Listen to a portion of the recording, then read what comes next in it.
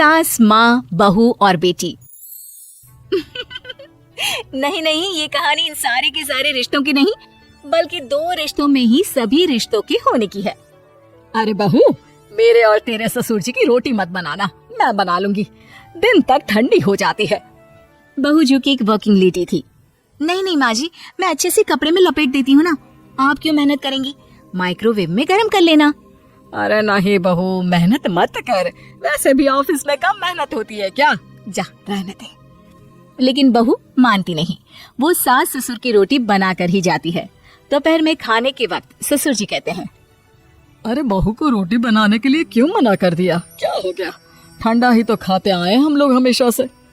अरे वो क्या है ना, सुबह ऑफिस जाती है, घर का सारा काम करने में वक्त लग जाता है, अरे थकती है वो अलग, तो मैंने सोचा बहाने से ही थोड़ा कम काम करवाऊं। ससुर मुस्कुरा रहे होते हैं, ये तो अच्छा है, बहू को समझना जरूरी है।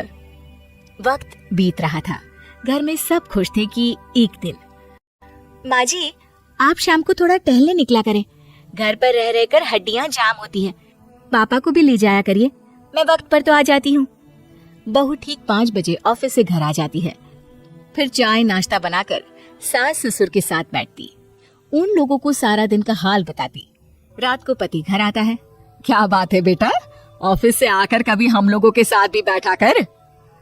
अरे माँ, दिन रात काम करके मन ही नहीं करता, अगले दिन की फिर तैयारी होती है, आप और पापा ही कमरे में आ जाओ।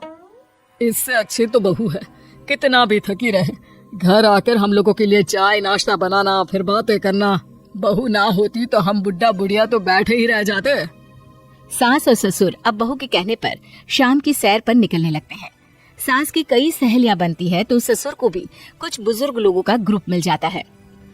कैसा रहा सहेलियों के साथ शाम का वक्त, हम लोगों ने तो भाई खूब योगा किया।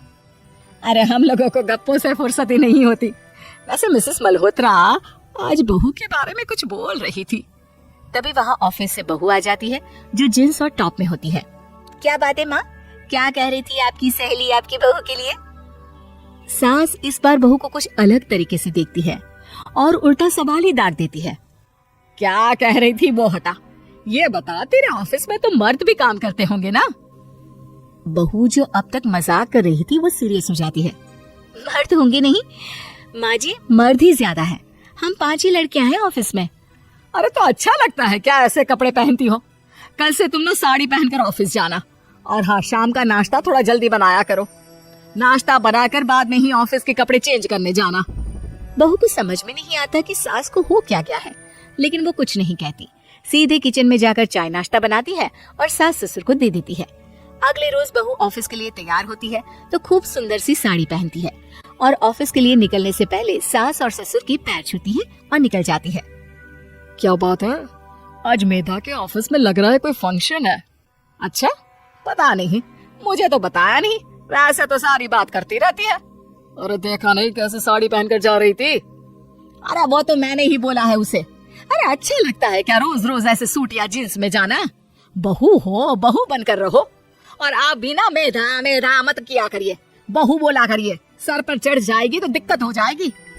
सास अब बहू को बहू जैसा रखने लगती है, हर बात पर रोका टोकी, हर बात पर ताने।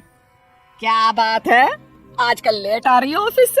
अरे चाय के लिए भी देर हो जाती है, हम लोग फिर पार्क में भी देर से पहुंचते हैं। सभी की बहुएं वक्त से चाय नाश्ता करा देती है अपने सास ससुर को, बस एक तू ही है जो उस वक्त ऑफिस से निकलती है।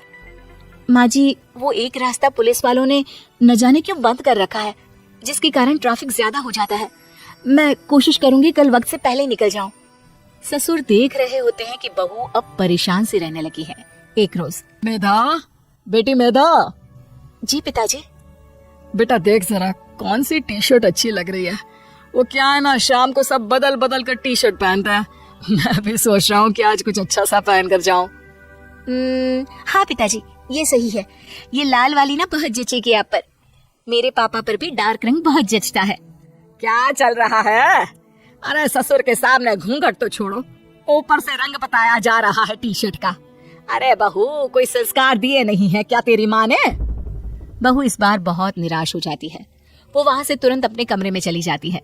अब बहू घर का सारा काम करती, ऑफिस जाती, लेकिन साड़ी और सर पर पल्ला लेकर। एक बार पड़ोसन उनके घर आती है। वाह सुमित्रा बहन, बहू का तो रूप ही बदल दिया। ठीक किया, बहू बहू जैसी ही अच्छी लगती है। अच्छा चलती हूँ मैं। पड़ोसन के जाने के बाद सास बड़ी अकड़ के साथ कहती है, देखा मेरा कमाल, कैसे मैंने मेधा बहू को कंट्रोल में कर लिया। अब बारी ससुर के बोलने की थी। हाँ सुमित्रा, बिल्कुल ये काम तो किया है तुमने, लेकिन कभी सोचा क्या खो दिया? क्या खो दिया? मैंने तो कुछ नहीं खोया जी। खोया है, पहले बहू जब ऑफिस जाती तुम्हारे पैर छूकर तुम्हें गले लगाती, लेकिन अब सिर्फ पैर छूती है। हाँ जी, ये बात तो आप ठीक बोल रहे हैं।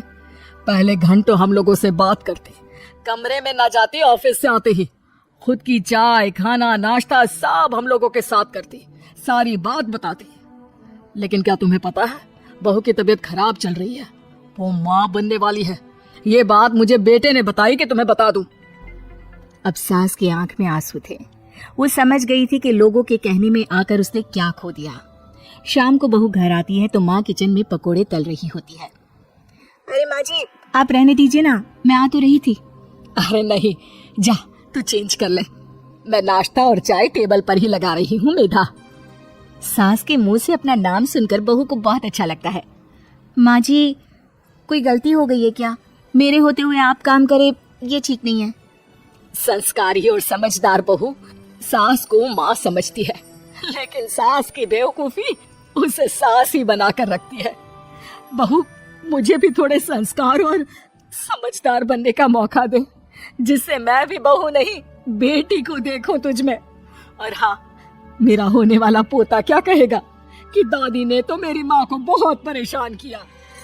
बहू सास को गले लगा लेती है। नहीं माँ जी, वो कहेगा कि माँ को तो दादी ने बेटी बना कर रखा है।